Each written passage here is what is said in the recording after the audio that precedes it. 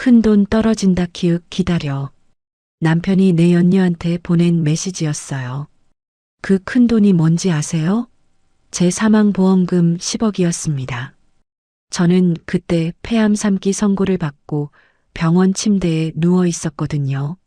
숨쉬기도 힘들어서 산소호흡기에 의지하고 있는데 이 인간이 제 약을 가짜로 바꿔치기 하고 있었던 거예요.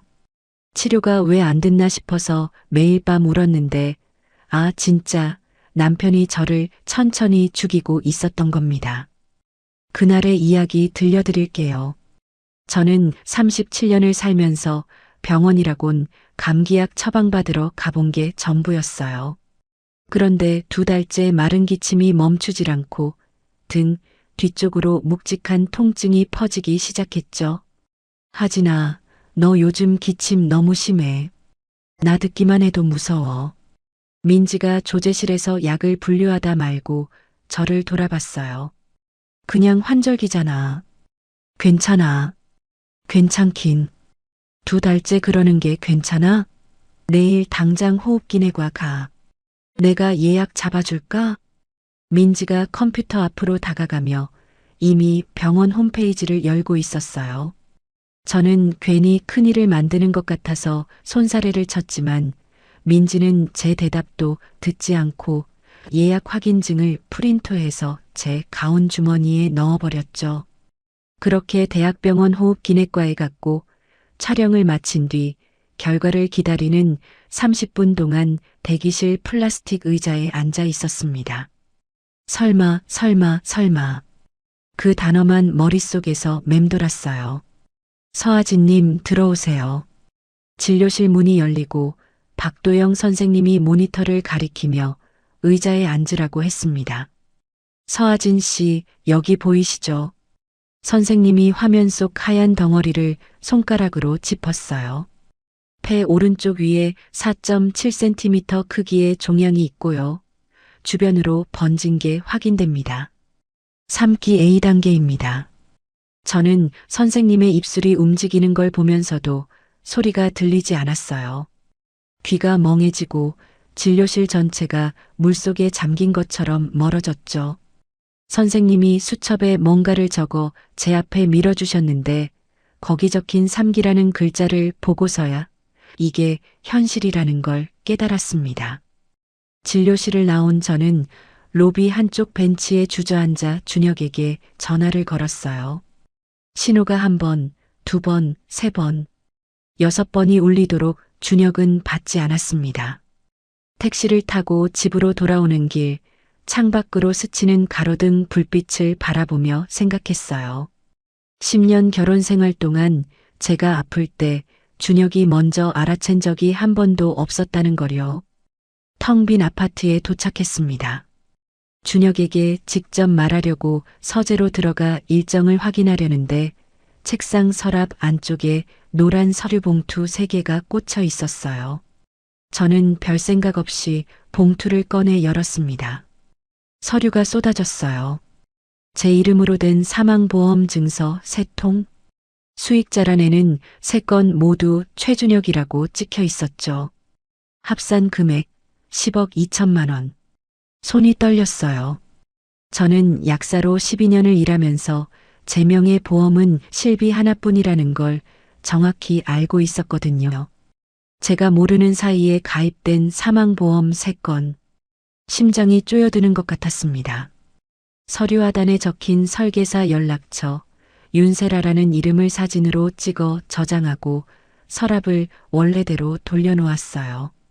그날 밤 11시쯤 준혁이 술 냄새를 풍기며 현관문을 열었습니다. 왜 이렇게 늦었어? 아, 거래처 사람들이랑 한잔했어. 너 괜찮아? 얼굴이 안 좋은데. 저는 소파에 앉은 채 준혁을 올려다봤어요. 나 오늘 병원 갔거든. 병원? 왜? 폐암이래. 3기. 준혁의 표정이 굳었습니다. 넥타이를 풀던 손이 멈추고 눈이 한번 크게 떨렸어요. 그리고 3초쯤 지났을까 준혁이 제 옆에 앉더니 어깨를 감싸 안았죠. 최선의 치료받자. 돈은 내가 다 알아볼게. 걱정하지 마. 따뜻한 말이었어요. 그런데 저는 그 품 안에서 등골이 서늘해지는 걸 느꼈습니다. 서랍 속 보험 증서가 자꾸 눈앞에 아른거렸거든요. 그래도 아직은 설마 이 사람이 라는 마지막 믿음을 놓지 못했어요. 다음 날 아침 준혁이 출근하면서 태블릿을 소파 위에 두고 갔습니다. 잠금이 풀린 채로요. 저는 한참을 망설이다 화면을 켰어요. 메신저 앱을 열었을 때 세라라는 이름 옆에 하트가 붙은 대화방이 맨 위에 떠 있었습니다. 손가락이 떨렸지만 눌렀어요. 곧 큰돈 떨어진다 키읔 기다려. 준혁의 메시지였어요. 그 아래 세라의 답장. 약을 좀 바꿔놓으면 더 빨리 되지 않아? 그리고 둘이 어딘가 풀빌라에서 찍은 셀카가 줄줄이 올라와 있었죠. 화면이 흐려질 만큼 손이 떨렸습니다. 하지만 저는 울기 전에 손이 먼저 움직였어요. 12년간 조제 실수 한 번 없이 일해온 습관이 감정보다 빨랐거든요. 대화 내용을 처음부터 끝까지 스크롤하며 한 장씩 사진을 찍었습니다. 수면제 성분 바꾸는 건 내가 아는 사람한테 부탁할까? 아니야, 걔 약국에 있는 거 빼돌리면 돼. 이 대화를 별도 폴더에 저장했어요. 태블릿을 원래 자리에 돌려놓고 욕실 문을 잠그고 바닥에 주저앉았습니다. 울음이 터졌어요. 소리 없이 온몸이 떨리도록. 암 때문이 아니었어요. 10년을 함께한 사람이 제 죽음의 값을 매겼다는 사실 때문이었습니다. 거울 속 제 얼굴을 봤어요. 눈이 벌겋게 부은 채로 저를 바라보는 그 얼굴에게 말했습니다. 서아진, 올 시간의 증거를 모아. 눈물을 닦고 욕실 문을 열었어요. 그리고 이틀을 아무 일 없는 것처럼 보냈습니다. 사흘째 되는 날 저녁, 저는 오래 연락을 끊고 지내던 오빠에게 문자를 보냈어요. 오빠, 나 좀 도와줘. 4년 전 명절 자리에서 오빠가 준혁의 사업 방식을 정면으로 지적했고 고성이 오갔고 저는 준혁 편을 들었습니다. 그날 이후 오빠와 저 사이에 연락은 끊겼죠. 문자를 보내고 3초 만에 답장이 왔어요. 어디야? 간다. 저는 핸드폰을 가슴에 안고 눈을 감았습니다. 싸울 준비가 됐다는 걸 느꼈어요. 다음 날 저녁 퇴근하자마자 오빠의 사무실로 갔습니다. 건물 3층, 간판도 작은 민간조사 사무실. 문을 열자 오빠가 책상 앞에 앉아 저를 기다리고 있었어요. 앉아. 오빠는 군더더기 없이 한마디만 했고 저는 가방에서 서류 봉투와 핸드폰을 꺼내 테이블 위에 펼쳐 놓았습니다. 보험증서 사진, 태블릿 메신저 캡처본. 오빠가 사진을 한 장씩 넘기다가 손을 멈췄어요. 약 바꿔치기 하면 더 빨리 끝나지 않아? 그 메시지에서요. 오빠의 턱이 딱딱하게 굳었습니다. 하진아, 이건 살인 계획이야. 농담이 아니라. 오빠가 낮은 목소리로 말하며 의자 등받이에 몸을 기댔어요. 잠시 천장을 올려다보더니 입을 열었죠. 4년 전에 그놈 눈빛이 수상했어. 내가 그때 더 세게 막았어야 했는데. 저는 아무 말도 못했습니다. 4년 전 제가 오빠 대신 준혁 편을 든 게 떠올랐거든요. 오빠가 다시 사진들을 정리하며 말했어요. 이 캡처만으로는 부족해. 법정에서 농담이었다고 빠져나갈 수 있거든. 실제로 약을 바꿨는지 물증이 있어야 해. 물증이라면? 너 지금 먹고 있는 약 있잖아. 수면제든 뭐든. 한 알도 안 먹고 따로 모아. 성분 분석을 해봐야 돼. 저는 고개를 끄덕였어요. 약사니까요. 그 정도는 할 수 있었습니다. 집에 돌아온 뒤 약상자를 열었어요. 수면제를 꺼내 형광등 아래에서 자세히 들여다봤습니다. 각인 번호가 달랐어요. 원래 처방받은 약은 앞면에 알파벳과 숫자 조합이 새겨져 있는데 이건 각인 모양이 미세하게 다르고 색상도 한 톤 연했죠. 12년을 약 만지며 살아온 손이 알아챈 거예요. 다음 날 점심시간 조제실에서 민지를 불렀습니다. 민지야, 부탁이 하나 있어. 뭔데? 얼굴이 왜 그래? 이거 성분 분석 좀 해줄 수 있어? 근데 아무한테도 말하면 안 돼. 결과 나올 때까지 절대로. 민지가 제 손에 들린 약을 보더니 눈이 커졌어요. 뭔가 묻고 싶은 게 얼굴에 가득했지만 제 표정을 보고는 묻지 않았습니다. 알겠어. 며칠 걸릴 수 있어. 민지가 약을 받아가온 주머니에 넣으며 고개를 끄덕였죠. 같은 주 오빠는 현직 시절 후배인 서부경찰서 한정우 팀장에게 연락을 넣었어요. 비공식으로 만나 보험 가입 내역과 메신저 증거를 보여줬고 한정우 팀장은 자료를 한참 들여다본 뒤 이렇게 말했다고 합니다. 형, 물증이 한 끈만 더 있으면 영장 나갑니다. 일주일 뒤 민지에게서 전화가 왔어요. 하진아, 지금 만날 수 있어? 목소리가 심상치 않았습니다. 병원 구내식당 구석자리에서 민지가 분석 결과지를 밀어줬어요. 이거 졸피뎀 아니야. 뭔데? 고용량 신경안정제 계열이야. 이걸 폐가 안 좋은 사람이 오래 먹으면 숨 쉬는 기능이 점점 떨어져. 민지의 손가락이 결과지 위에서 떨리고 있었어요. 하진아, 누가 너 약을 바꿔놓은 거야? 저는 대답 대신 결과지를 접어 가방에 넣었습니다. 의심이 아니라 숫자로, 데이터로 확인된 거예요. 준혁이 이미 저를 천천히 죽이고 있었다는 걸. 그 즉시 대학 동기 예린이에게 전화를 걸었어요. 예린아, 나 좀 봐야 해. 오늘 가능해? 강남의 한 카페에서 예린이를 만났습니다. 보험 증서, 메신저 캡처, 약물 분석 결과를 차례로 테이블 위에 놓자 예린이가 하나하나 읽어내려갔어요. 커피잔을 내려놓으며 입을 열었죠. 하진아, 이 정도면 충분히 잡을 수 있어. 근데 확실하게 끝내려면 현행범이어야 해. 현행범? 그 사람이 직접 손을 쓰는 순간을 잡아야 된다는 거야. 그래야 빠져나갈 구멍이 없어. 예린이가 펜을 꺼내 냅킨 위에 뭔가를 적기 시작했어요. 네가 입원한 상태에서 산소호흡기에 의지하는 모습을 보여줘. 그러면 그 사람이 손 대겠지. 그 순간을 영상으로 잡고 동시에 형사가 들이닥치는 거야. 영상으로 찍어도 돼? 내 병실이고 내 동의서가 있으면 돼. 거기에 경찰 쪽에서 별도로 감시 영장까지 받아두면 완벽하고. 저는 예린이의 눈을 바라봤어요. 예린이도 저를 똑바로 보며 말했습니다. 무섭지? 무섭지. 근데 그 사람이 내 죽음으로 웃게 두지는 않을 거야. 그날부터 저는 연기를 시작했어요. 집에서 일부러 기침을 심하게 하고 밥도 잘 못 먹는 척 했죠. 준혁이 걱정스러운 표정을 지으며 말했습니다. 하진아, 입원해서 제대로 치료받자. 내가 병원 알아볼게. 예상보다 적극적이었어요. 저는 고개를 끄덕이며 고마운 척 웃어 보였죠.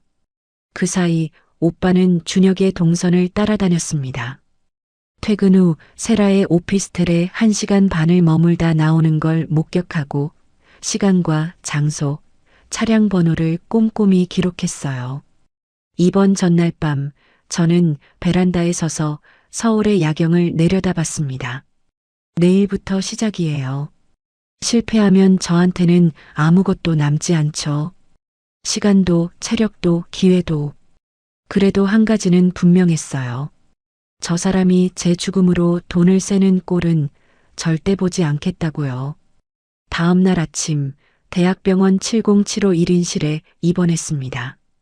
오빠는 새벽에 이미 천장 구석 2곳에 초소형 카메라를 설치해뒀고 한정우 팀장은 감시 영장과 세라에 대한 체포영장까지 미리 받아놓은 상태였어요.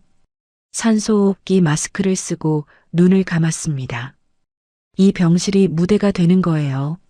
저는 준비가 됐습니다. 이번 첫째 날 점심시간에 준혁이 꽃다발과 삼계탕을 들고 병실 문을 열었어요. 하진아, 이거 네가 좋아하는 데서 사왔어. 따뜻할 때 먹어.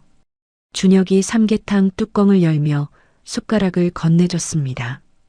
간호사가 링거를 확인하러 들어오자 준혁이 고개를 돌리며 눈시울을 붉혔어요. 아내가 빨리 좋아져야 할 텐데 제가 더 신경 썼어야 했는데. 간호사가 안쓰러운 표정으로 준혁의 어깨를 토닥이며 나갔죠. 저는 그 능숙한 표정 전환을 바라봤습니다. 10년 동안 이 사람이 제 앞에서 쓴 가면이 몇 개였을까? 그래도 계획대로 지친 미소를 지어 보였어요. 고마워. 맛있게 먹을게. 저녁 면회 시간이 끝나고 준혁이 돌아간 뒤 저는 호출벨을 눌렀습니다. 담당 간호사 수빈이가 들어왔어요. 서아진님, 어디 불편하세요? 숨이 좀 답답해서요. 수빈이가 산소호흡기 유량을 올려주는 과정을 저는 눈을 반쯤 감은 채 지켜봤어요. 밸브를 어느 방향으로 돌리는지, 알람은 어떻게 해제하는지, 준혁이 손을 댈 때 어떤 동작을 보일지 미리 알아둬야 했거든요. 이번 이틀째 오빠가 과일 바구니를 들고 면회를 왔습니다. 겉으로는 평범한 병문안이었지만 오빠는 천장 구석의 카메라 작동 상태를 눈으로 확인하고 있었어요. 복도를 나서며 비상계단 쪽도 한번 훑어봤죠. 형사들이 대기할 자리를 점검하는 거였습니다. 간호사 스테이션 앞에서 수빈이와 마주치자 오빠가 자연스럽게 과일 바구니를 들어 보였어요. 누나 병문안 왔습니다. 수빈이가 웃으며 고개를 끄덕이고 지나갔죠. 같은 날 저녁 예린이가 면회 시간에 맞춰 병실에 들어왔습니다. 침대 옆 의자에 앉아 목소리를 낮췄어요. 하진아, 체포 이후 절차를 정리해 줄게. 48시간 안에 구속영장 청구가 들어가고 접견 제한 걸어서 세라랑 따로 조사받게 할 거야. 알겠어. 그리고 중요한 거 하나. 그 사람이 손 떼는 순간에 네가 흔들리면 안 돼. 예린이가 제 손을 잡으며 말했어요. 눈 뜨고 또렷하게 한마디만 해. 그거면 충분해. 한마디?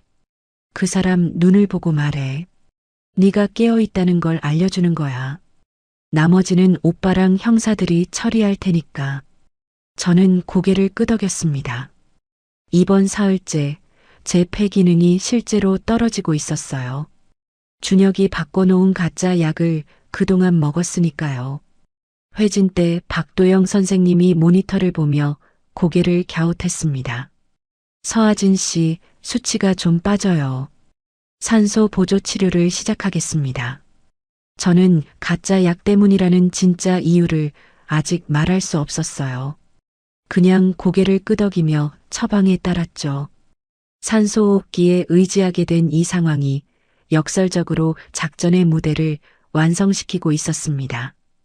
그날 저녁 면회 시간 준혁이 병실에 와서 산소호흡기를 쓴 제 모습을 봤어요. 표정이 미묘하게 변했습니다.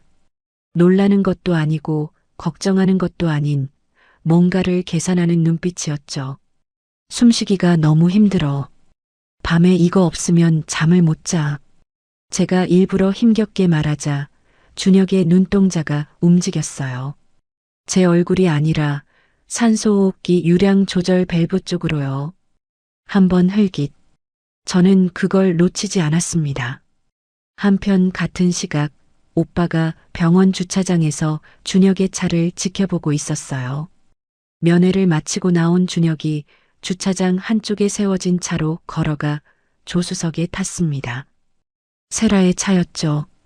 15분쯤 뒤 준혁이 내리면서 봉투 하나를 손에 쥐고 있었고 오빠가 망원 카메라로 그 장면을 찍었어요.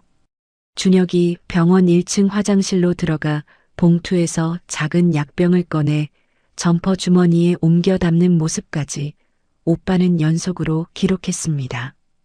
이번 나흘째 낮 병원 로비 카페에서 민지를 만났어요. 하진아, 추가로 확인해 봤거든. 민지가 종이컵을 내려놓으며 말했습니다. 너 항암 보조제 2가지 중에 하나도 바뀌어 있었어. 그냥 비타민이야. 뭐? 항암 치료 자체를 방해한 거야. 병이 빨리 나빠지게. 저는 이를 악물었어요. 수면제만이 아니었던 거죠. 준혁은 제 치료까지 망가뜨리고 있었습니다. 분석 결과서를 예린이에게 바로 보냈고 저는 몰래 정품약으로 바꿔먹기 시작했어요. 하지만 준혁 앞에서는 여전히 점점 나빠지는 연기를 이어갔습니다. 이번 닷새째 저녁 준혁이 병실에 앉아 제 손을 잡으며 말했어요. 이번 주 토요일에 내가 하루 종일 옆에 있어줄게. 간병인 아주머니는 쉬시라고 해도 되지? 저는 그 말을 듣는 순간 알았습니다. 단둘이 남으려는 거였어요. 그래, 고마워. 준혁이 돌아간 뒤 오빠에게 문자를 보냈어요. 이번 주 토요일 밤이야. 오빠에게서 바로 답이 왔죠. 한 팀장한테 연락 넣는다. 금요일 밤 병실 불이 꺼진 어둠 속에서 저는 천장을 올려다봤습니다. 카메라 렌즈는 보이지 않았지만 거기 있다는 걸 알았어요. 내일 이 자리에서 준혁이 제 산소호흡기에 손을 대는 걸 눈 뜨고 봐야 합니다. 온몸이 떨렸어요. 하지만 이건 공포가 아니라 각오라고 저는 스스로에게 말하며 강제로 눈을 감았습니다. 토요일 아침 9시 간병인 아주머니가 병실에 들어왔어요. 저는 침대에서 몸을 일으키며 말했습니다. 아주머니, 오늘은 남편이 와서 봐준다고 했거든요. 쉬셔도 돼요. 괜찮으시겠어요? 호흡기도 달고 계시는데. 네, 하루쯤은 괜찮아요. 푹 쉬세요. 아주머니가 가방을 챙겨 나간 뒤 저는 병실 천장 구석을 올려다봤습니다. 카메라가 돌아가고 있을 거예요. 맞은편 빈 병실에서는 오빠가 새벽 6시부터 모니터링 장비 앞에 앉아 있을 거고요. 비상계단 쪽에는 한정우 팀장과 형사 2명이 사복 차림으로 대기하고 있을 겁니다. 심호흡을 했어요. 오늘이에요. 오전 11시 준혁이 병실 문을 열었습니다. 비닐봉지에 과일을 담아왔더군요. 일찍 왔네. 응, 사과 깎아줄게. 많이 먹어야 기운나지. 준혁이 보호자용 소파에 앉아 사과를 깎기 시작했어요. 칼이 사과 껍질을 벗기는 소리가 조용한 병실에 울렸습니다. 저는 일부러 기침을 크게 했어요. 1번, 2번, 3번. 기침이 멈추지 않는 척 산소 마스크를 움켜쥐고 숨을 몰아쉬었죠. 괜찮아? 물 줄까? 아니야, 좀만 있으면 괜찮아져. 준혁이 사과 접시를 내려놓고 제 등을 쓸어줬습니다. 따뜻한 손이었어요. 이 손이 오늘 밤 제 산소호흡기를 끄려 한다는 게 아직도 믿기지 않았죠. 좀 자. 내가 옆에 있을게. 준혁이 소파에 다시 앉으며 핸드폰을 꺼냈어요. 저는 눈을 감은 척 준혁을 살폈습니다. 점퍼 주머니가 한쪽으로 살짝 처져 있었어요. 무언가의 무게 때문에. 오후 3시쯤 준혁이 자리에서 일어났습니다. 나 잠깐 화장실 다녀올게. 준혁이 복도로 나갔어요. 오빠가 맞은편 병실 모니터로 준혁의 움직임을 지켜보고 있었을 겁니다. 나중에 들은 이야기로는 준혁이 화장실이 아니라 1층 로비 구석으로 내려갔다고 해요. 거기서 세라에게 전화를 걸었고 통화하며 고개를 끄덕이고 시계를 확인하는 모습을 오빠가 직접 봤죠. 오빠는 한정우 팀장에게 문자를 보냈습니다. 오늘 밤 실행할 가능성 높음. 준혁이 10분 뒤 병실로 돌아왔어요. 아무 일 없었다는 듯 소파에 앉아 핸드폰을 만지작거렸죠. 저녁이 됐습니다. 병원 식당에서 가져온 죽을 준혁이 떠먹여줬어요. 맛없지?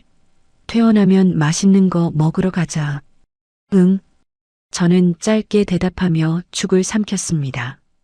목구멍이 바짝 말라 있었어요. 밤 8시 면회 시간이 끝났다는 안내방송이 울렸지만 준혁은 보호자 자격으로 병실에 나왔습니다. 간호사가 마지막으로 들어와 링거를 확인하고 약을 두고 갔어요. 수면제 드시고 푹 주무세요. 수빈이가 나간 뒤 준혁이 약을 집어 제 앞에 내밀었습니다. 자, 먹어. 저는 약을 입에 넣는 척하고 혀 밑에 숨겼어요. 물을 마시는 동안 슬쩍 손으로 가려 약을 베개 밑에 밀어 넣었죠. 그리고 눈을 감았습니다.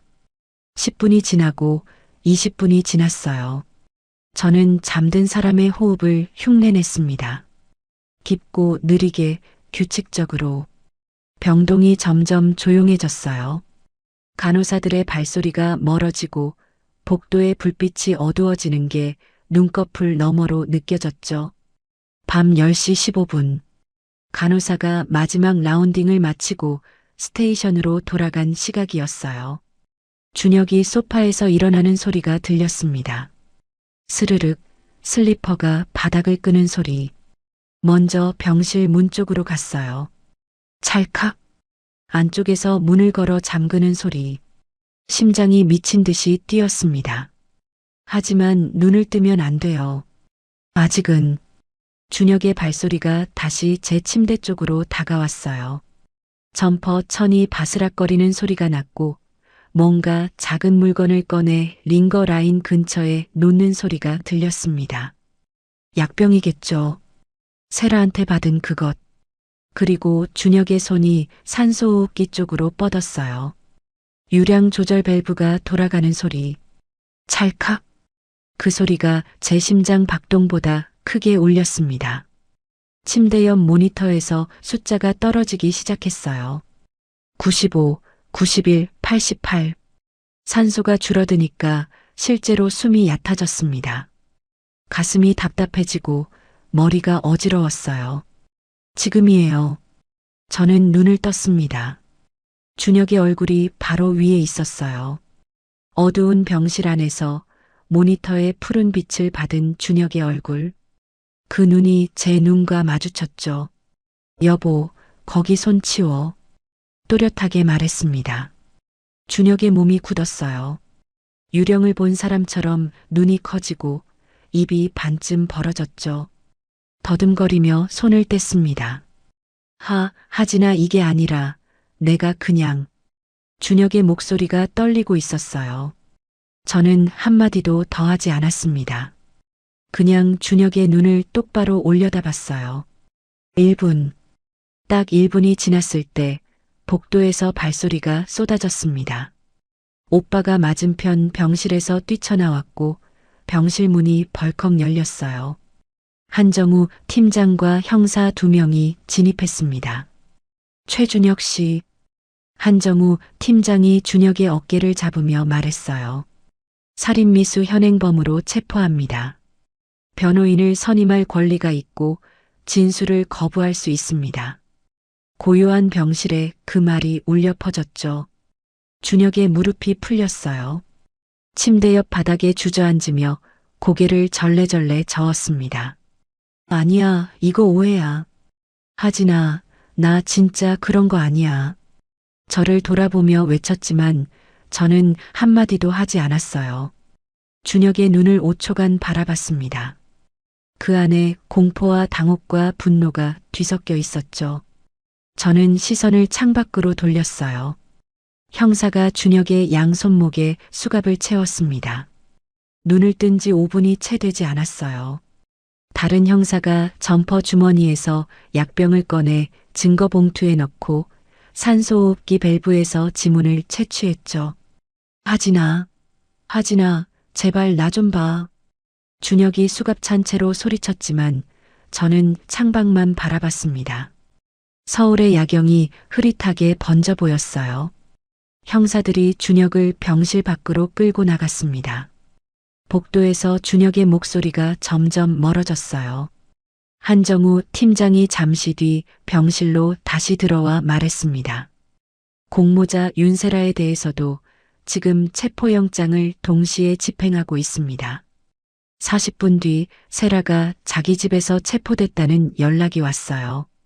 형사들이 모두 빠져나간 건 새벽 1시였습니다. 병실에는 저와 오빠만 남았어요. 오빠가 침대 옆 의자에 앉아 아무 말 없이 저를 바라보다가 입을 열었죠. 잘했어, 하진아. 그 한마디에 참고 있던 게 터졌습니다. 저는 오빠의 팔에 이마를 묻고 울었어요. 소리 없이 한참을. 오빠는 아무 말도 하지 않고 제 등을 두드려줬습니다. 그 눈물은 무서워서도 슬퍼서도 아니었어요. 살아남았다는 것. 그리고 이제부터가 진짜 싸움이라는 것. 그 경계선 위에 선 사람의 눈물이었습니다. 체포 이틀 뒤 월요일 아침 예린이가 병실 문을 열고 들어왔어요. 커피 2잔을 들고 있었는데 표정이 밝았습니다. 구속영장 나왔어. 도망 우려랑 증거인멸 우려 다 인정됐거든. 그래. 응. 일단 그 사람은 당분간 못 나와. 예린이가 커피 한 잔을 침대 옆 탁자에 놓으며 의자를 끌어앉았어요. 하진아, 이제 너는 치료에만 집중해도 돼. 저는 처음으로 어깨에 힘이 빠지는 걸 느꼈습니다. 그런데 예린이 표정이 다시 굳어졌어요. 근데 하나 미리 말해둘 게 있어. 뭔데? 그 사람 측 변호사가 이미 붙었거든. 조태식이라고 꽤 이름 있는 사람이야. 그 사람이 주장하려는 게 뭔지 알아? 예린이가 커피를 한 모금 마시며 말했습니다. 네가 함정을 팠다는 거야. 처음부터 경찰이랑 짜고 남편을 유인했으니까 그때 모은 증거는 다 무효라고 밀어붙이려는 거지. 저는 링거줄이 꽂힌 손등을 내려다봤어요. 그게 먹힐 수 있어? 그래서 내가 있는 거잖아. 걱정 마. 절차적으로 빈틈없이 준비해뒀으니까. 예린이가 제 손을 한번 꾹 잡아줬어요. 그날 오후 정품약으로 바꾼 뒤 첫 항암 주사를 맞았습니다. 박도영 선생님이 링거를 연결하면서 조심스럽게 말했어요. 서하진 씨, 약 반응이 지금이라도 제대로 나타나기 시작하면 희망이 있습니다. 지금이라도. 그 말 안에는 지난 몇 주간 가짜 약을 먹으며 잃어버린 시간의 무게가 들어 있었죠. 저는 이를 악물고 링거줄을 바라봤습니다. 이번엔 진짜 약이 들어가고 있으니까요. 체포 나흘 뒤 병실 문이 노크도 없이 벌컥 열렸어요. 김복순 여사였습니다. 시어머니가 핸드백을 팔에 걸치고 성큼성큼 들어와 침대 앞에 섰죠. 하진아. 목소리가 차가웠어요. 네가 우리 준혁이를 덫에 빠뜨린 거지? 저는 침대에 반쯤 기대 앉은 채 시어머니를 올려다봤습니다. 어머니, 무슨 말씀이긴. 이혼하고 돈 받을 생각이면 금액을 불러. 얼마면 되겠어? 김복순 여사가 핸드백에서 봉투를 꺼내 들었어요. 두꺼운 흰 봉투. 저는 그걸 보며 숨을 한번 깊이 들이쉬었습니다. 어머니, 아드님이 제 산소호흡기를 끄려 했어요. 제가 숨 못 쉬게 하려고 밸브를 돌렸다고요. 그게 돈으로 해결될 일인가요? 시선을 피하지 않았어요. 김복순 여사의 입술이 파르르 떨렸습니다. 한 발 물러서더니 봉투를 다시 핸드백에 쑤셔넣고 돌아섰죠. 두고 봐. 우리 준혁이가 이렇게 당하고만 있진 않을 거야. 병실 문이 쾅 닫혔어요. 저는 쥐고 있던 이불자락을 놓으며 손가락을 펴봤습니다. 손톱 자국이 손바닥에 빨갛게 찍혀 있었죠. 그날 저녁 오빠에게서 전화가 왔어요. 하진아, 그놈이 면회온 어머니한테 이런 말을 했대. 뭐래? 아내가 입원 전부터 함정을 팠다는 걸 증명하면 무죄가 나온다고. 저는 전화기를 꽉 잡았습니다. 그러니까 그쪽 변호사가 밀어붙이려는 게 바로 그거야. 네가 처음부터 짰다는 거. 오빠 예린이가 데뷔하고 있으니까. 내사 기록이랑 영장 서류 다 갖고 있어. 응, 나도 한 팀장한테 연락해서 서류 정리하라고 했어. 걱정 마. 일주일 뒤 사건이 뉴스에 나왔습니다. 남편 암 투병 아내 보험금 노리고 살인미수라는 제목이 포털 첫 화면에 떴어요. 병원 출입구에 기자들이 몰려들었고 1층 로비가 카메라와 마이크로 가득 찼죠. 예린이가 전화로 말했어요. 언론 대응은 내가 다 할게. 너는 기자 만나지 마. 치료에만 집중해. 알겠어. 하진아, 우리가 이기고 있어. 흔들리지 마. 구속 2주차에 소식이 하나 더 왔습니다. 세라가 검찰 조사에서 모든 걸 부인했다는 거예요. 보험 설계는 했지만 죽이려는 계획은 전혀 몰랐고 최준혁이 혼자 한 일이라고 진술했대. 오빠가 사무실에서 전화로 전해줬어요. 예린이는 예상했다는 듯 담담하게 말했죠. 괜찮아. 돈 흐름을 보면 답이 나와. 검찰에 금융자료 내놓으라고 신청할게. 2주 뒤 법원 영장으로 확보한 금융자료가 예린이에게 열람 허가됐습니다. 예린이가 병실에 와서 서류를 펼쳐 보여줬어요. 마, 준혁 계좌에서 세라한테 6개월 동안 4,800만 원이 넘어갔어. 4,800만 원? 그리고 이 돈이 넘어간 시점이 내 이름으로 보험 가입된 시점이랑 정확히 맞아. 한 건 가입하고 돈 보내고 또 가입하고 또 보내고. 예린이가 형광펜으로 표시한 날짜들을 손가락으로 짚었어요. 이거면 세라가 몰랐다는 말은 안 통해. 분리해서 따로 기소해달라고 의견서 냈어.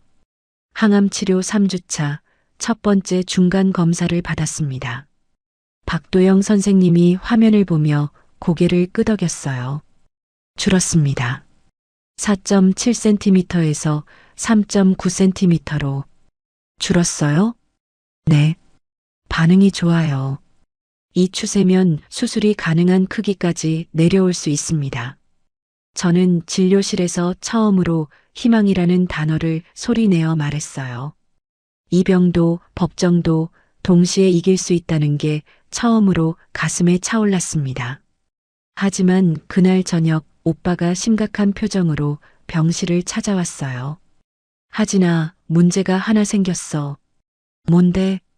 그쪽 변호사가 민지를 증인으로 부르겠다고 신청했어. 저는 숨이 멎는 것 같았습니다. 민지를? 비공식으로 약물 분석한 거 문제 삼으려는 거야. 병원 장비를 개인 부탁으로 썼으니까 증거가 오염됐다고 밀어붙이려는 거지. 오빠, 그러면 민지 경력에 문제가 생길 수도 있잖아. 오빠가 고개를 끄덕였어요. 저는 그날 밤 잠을 이루지 못했습니다. 저를 도와준 사람까지 피해를 보게 될지도 모른다는 생각에 천장만 바라봤죠. 다음 날 아침 민지에게 전화를 걸었어요. 민지야, 나 때문에 내 경력에 문제가 생길 수도 있대. 정말 미안해. 3초간 침묵이 흘렀습니다. 그리고 민지가 말했어요. 하진아, 내 약이 바뀐 걸 확인하고도 가만히 있었으면 그게 약사야? 법정이든 어디든 나가서 말할게. 걱정하지 마. 저는 전화기를 쥔 채 한참 동안 말을 잇지 못했습니다. 이 싸움에서 제 곁에 서 있는 사람들의 무게를 비로소 온전히 느꼈어요. 반드시 이겨야 할 이유가 하나 더 늘었죠. 체포로부터 2달 뒤 서울중앙지방법원 301호 법정에 첫 공판이 열렸습니다. 저는 항암치료로 빠진 머리카락 위에 모자를 눌러쓰고 피해자 대리인석에 앉았어요. 방청석 맨 앞줄에 김복순 여사가 앉아 있었고 바로 옆에 준혁 측 변호사 조태식이 서류를 정리하며 자신만만한 표정을 짓고 있었죠. 피고인석에 준혁이 들어왔습니다. 수감복 차림에 얼굴이 수척해져 있었어요. 준혁은 고개를 숙인 채 한 번도 저를 쳐다보지 않았습니다. 검찰 측이 먼저 일어났어요. 보험증서, 메신저 캡처, 약물 분석 결과, 병실 감시 영상, 주차장에서 찍은 사진을 순서대로 화면에 띄우며 말했습니다.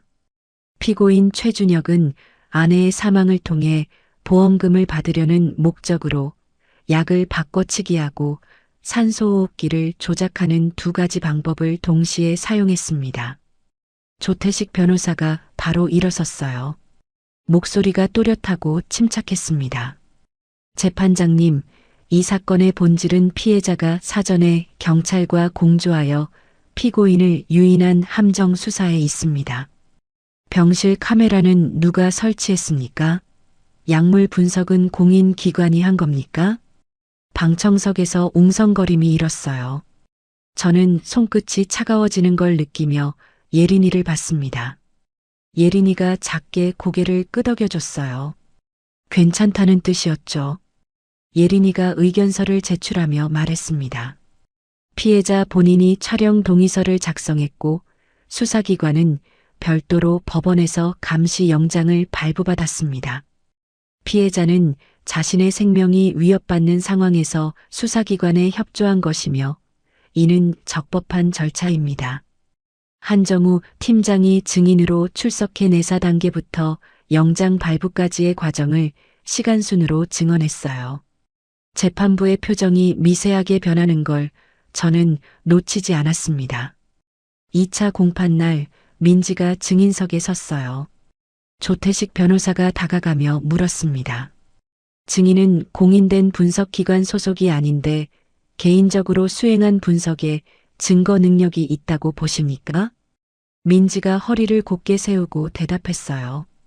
저는 약학 석사 학위를 가지고 있고 12년 경력의 임상약사입니다. 분석에 사용한 장비는 식약처 인증을 받은 기기이고요. 조태식이 끊으려 했지만 민지가 먼저 말을 이었죠. 그리고 제 분석 결과는 이후 국립과학수사연구원이 재분석한 것과 100% 일치했습니다. 법정 분위기가 단숨에 뒤집혔어요. 조태식의 입꼬리가 미세하게 내려가는 걸 봤습니다. 그런데 3차 공판에서 상황이 다시 흔들렸어요. 세라가 증인석에 올랐거든요.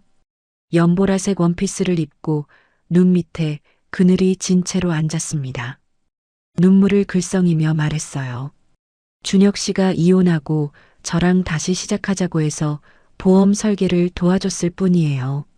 사람을 해치려는 건 전혀 몰랐어요. 메신저에서 약을 바꿔치기 하자고 한 건 뭡니까?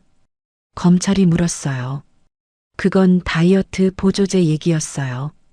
제가 먹던 거 효과 없어서 바꾸자는 말이었는데 오해를 받은 거예요.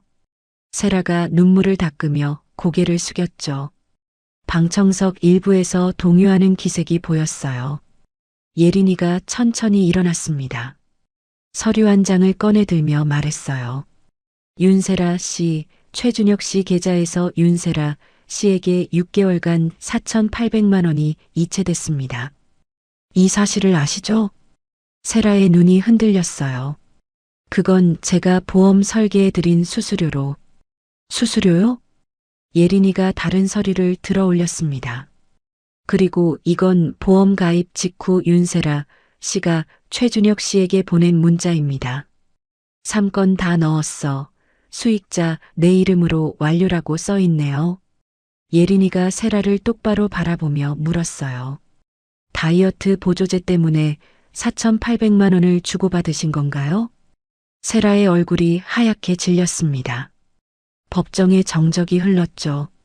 4차 공판 후 재판이 2주간 쉬는 동안 조태식 변호사를 통해 합의 제안이 왔어요.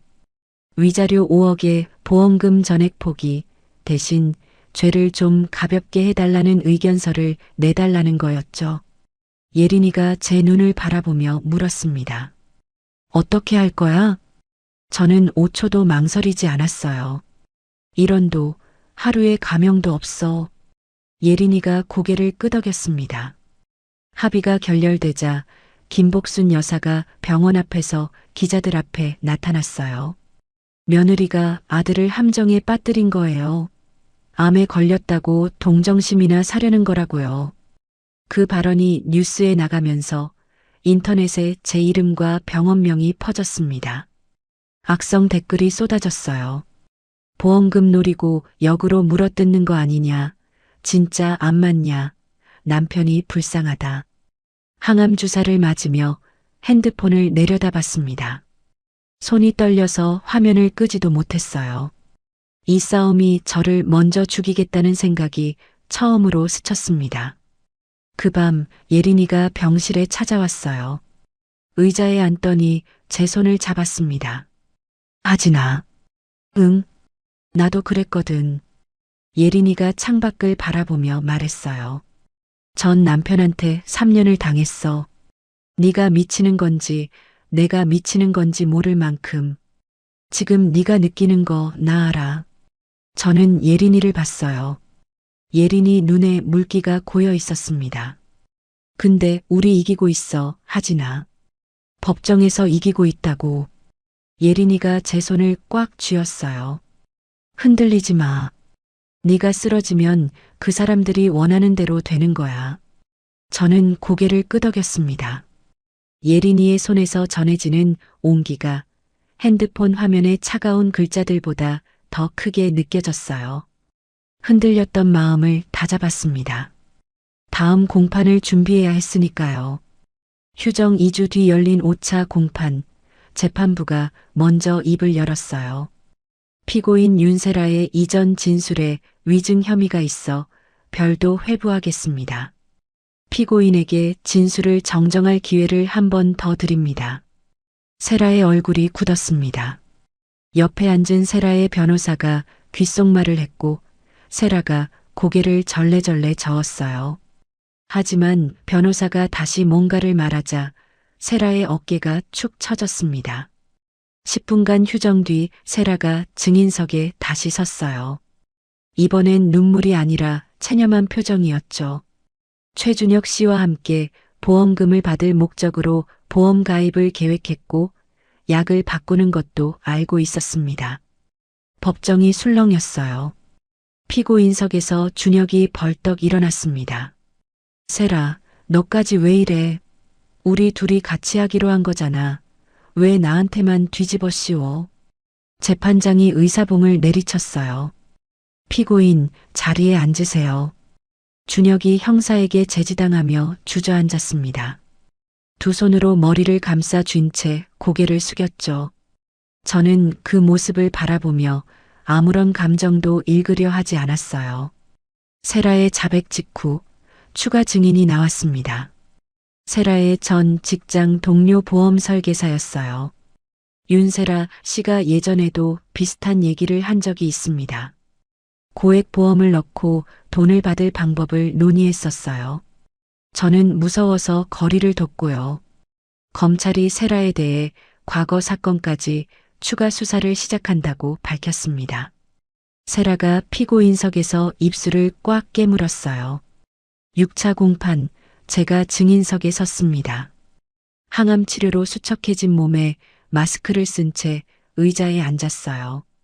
방청석이 꽉 차 있었고 기자들의 펜이 움직이는 소리가 들렸죠.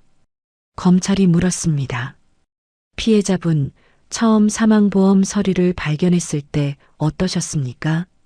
저는 마이크를 당기며 입을 열었어요. 암 선고를 받은 날이었어요. 병원에서 돌아와서 서랍을 열었는데 제 목숨에 10억이라는 값이 붙어 있더라고요. 남편이 그걸 붙여놨다는 게 믿기지 않았습니다. 약이 바뀐 사실을 알기 전까지는 어떠셨습니까? 왜 치료가 안 듣는지 몰랐어요.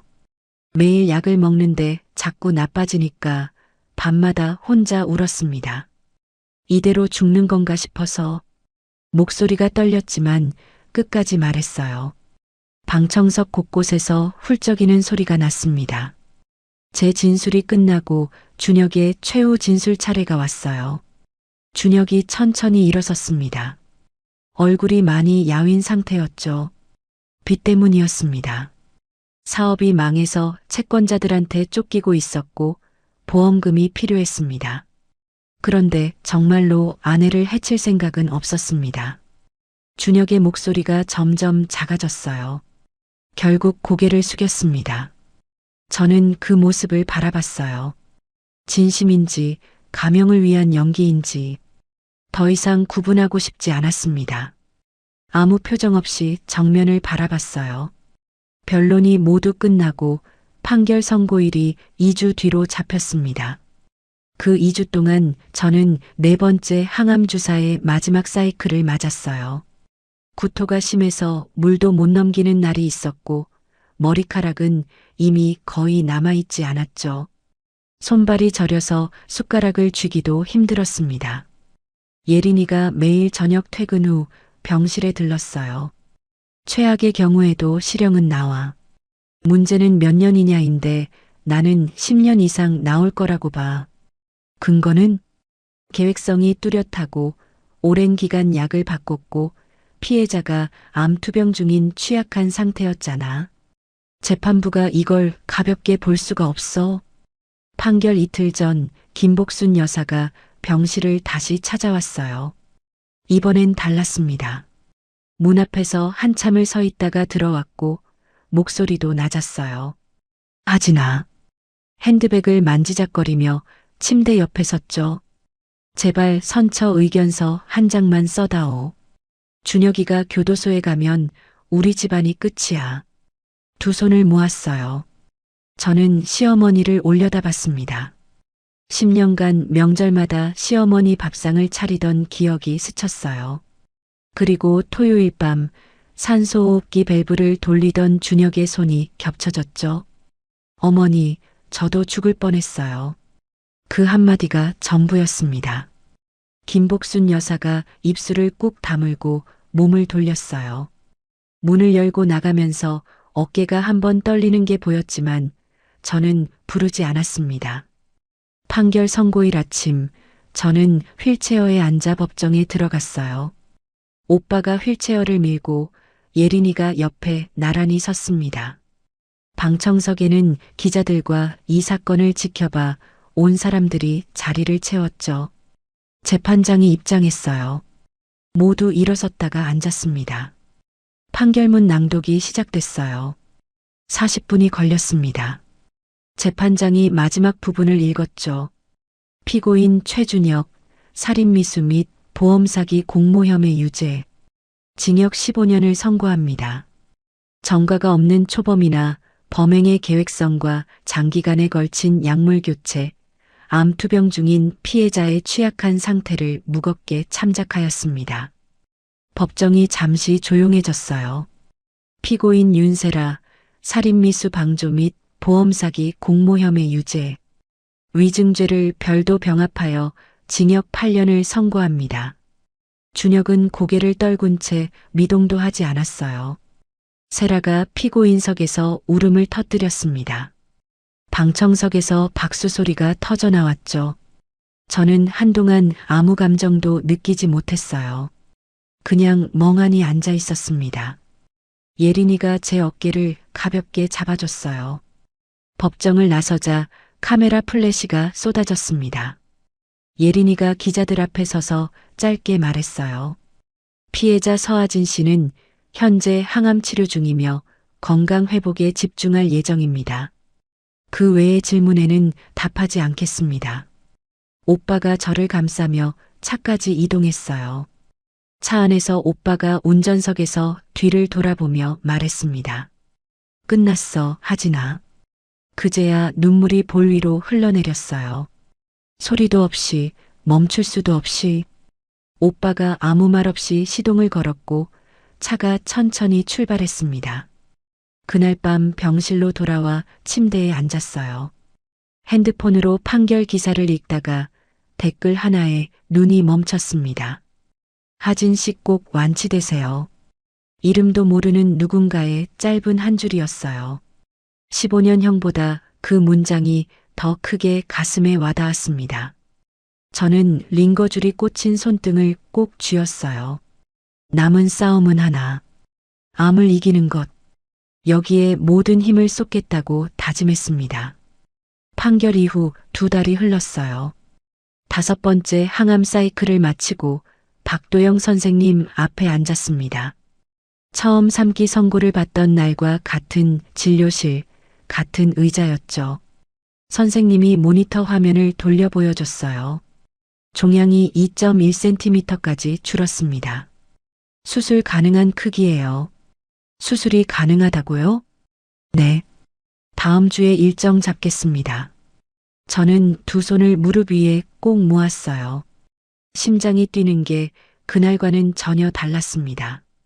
그날은 세상이 무너지는 소리였는데 오늘은 뭔가 열리는 소리였어요. 수술 전날 민지가 병실에 왔습니다. 제 손을 두 손으로 감싸주며 말했어요. 수술 끝나면 내가 떡볶이 사올게. 네가 좋아하는 거, 치즈 올린 거. 민지야, 떡볶이는 퇴원하고 같이 먹자. 그래, 약속이다. 민지가 웃었어요. 눈가에 주름이 잡히는 그 웃음이 참 따뜻했습니다. 예린이는 전화로 말했어요. 하진아, 나 재판 끝나고 밀린 사건 때문에 바로 못 가는데 수술 끝나면 달려갈게. 괜찮아. 바쁜 거 알아. 무슨 소리야. 끝나자마자 간다니까. 기다려. 오빠는 말없이 복숭아 한 박스를 들고 왔어요. 병실 탁자에 놓고 복숭아 하나를 깎아 접시에 담아줬습니다. 많이 먹어. 내일 힘 있어야지. 오빠 고마워. 먹기나 해.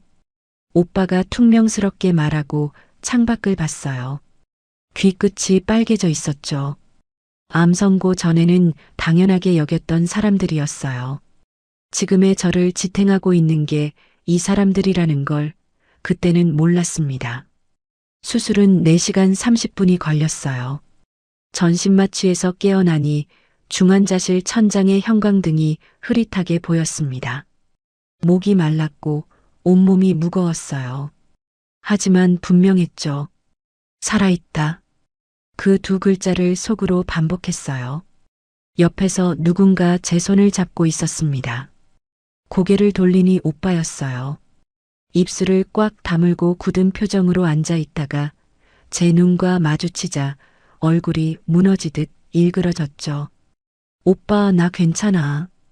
갈라진 목소리로 말했더니 오빠가 고개를 돌렸어요. 한 손으로 눈을 훔치는 게 보였습니다. 알았어. 알았으니까 말하지 마. 목 아프잖아. 며칠 뒤 박도영 선생님이 회진을 왔어요. 병리 검사 결과가 나왔습니다. 저는 침대에 반쯤 몸을 일으키며 선생님을 바라봤어요. 잘라낸 조직 경계면에서 암세포가 발견되지 않았습니다.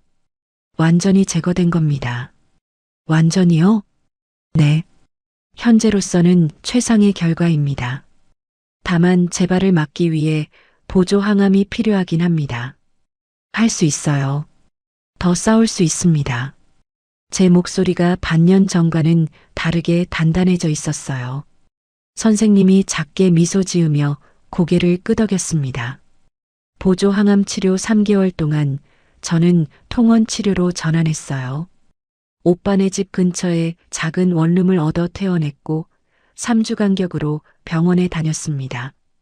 여름이 끝나고 가을이 왔고 가을이 지나 겨울이 됐어요. 바뀌는 계절을 두 발로 걸으며 지나치는 것 자체가 기적 같은 일상이었죠. 통원 치료 중에 이혼 소송도 진행했어요. 준혁이 수감 중이라 절차는 비교적 간단했습니다. 예린이가 대리인으로 재판에 나가줬고 저는 병원 대기실에서 결과를 기다렸어요. 이혼이 확정된 날 가족관계 증명서를 받았습니다. 배우자란이 빈칸이었어요. 그 서류를 한참 들여다봤습니다. 10년의 무게를 조용히 내려놓았어요. 이혼 확정 직후 예린이와 카페에서 마주 앉았습니다.